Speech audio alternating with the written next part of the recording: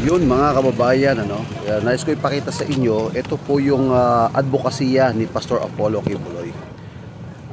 Sabi nga nila, cleanliness is next to godliness.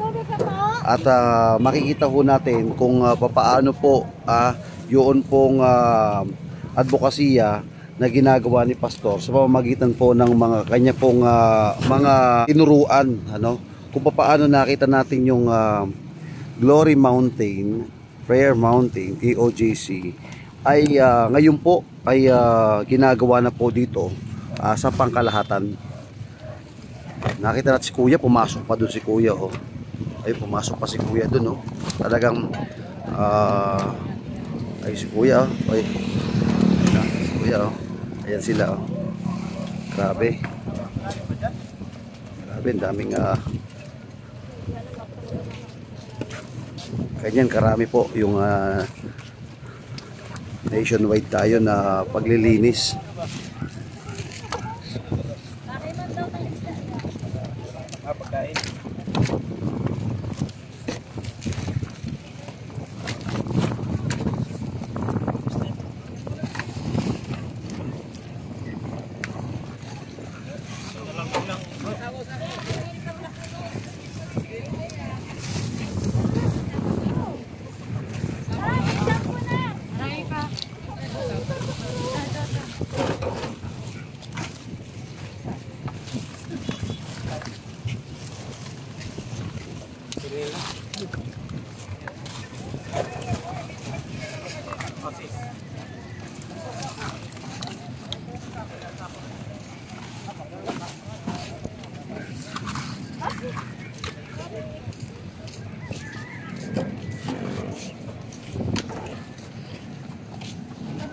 Baka may tubig yan.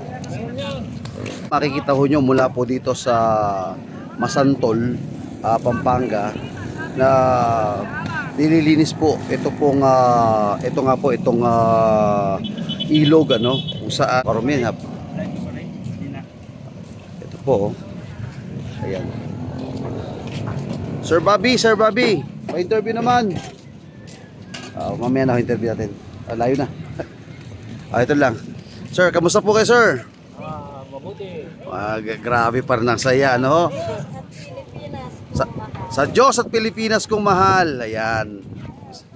Opo. Enjoy naman ang inyong paglilinis, para sa inang kalikasan. Yes po, sir. Enjoy na enjoy kasi para naman ito sa ating bayan. At higit sa lahat, ito po ang natutunan niyo po kay Pastor Apollo Quiboloy. Yes po, ito po talaga at pinakaunang advokasya na ating pinakamamahal na pastor, Pastor Apollo C. Quiboloy. Ayun. Naguna po yan sa sa Tamayong, sa Glory Mountain, sa Prayer Mountain, at saka sa lahat po ng mga KOJC compound. Then papunta na po yan sa lahat ng buong Pilipinas po. Kaya para sa Diyos at Pilipinas kong mahal. Yun. Ayan, ganyan karami ho yung nakukuhan lang basura. Grabe, Clean up drive dyan.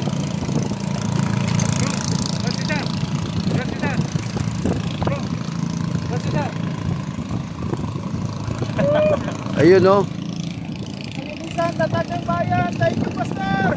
Yun, Yun. Para sa bayan at sa Pilipinas nating mahal. Pastor Apollo C. Quiboloy. Yun.